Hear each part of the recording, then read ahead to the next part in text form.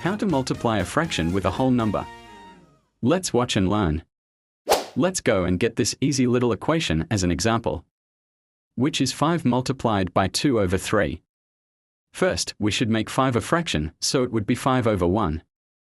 Remember that a whole number's denominator as a fraction is always 1. Next, we now multiply the numerators and denominators together. 5 times 2 is 10, and 3 times 1 is obviously 3. Now, we have 10 over 3 as our answer. But as it's an improper fraction, we may want to make the fraction a mixed fraction. In order to make an improper fraction a mixed fraction, we should first divide 10 by 3, as the numerator should be divided by the denominator. 10 divided by 3 equals 3, with a remainder of 1.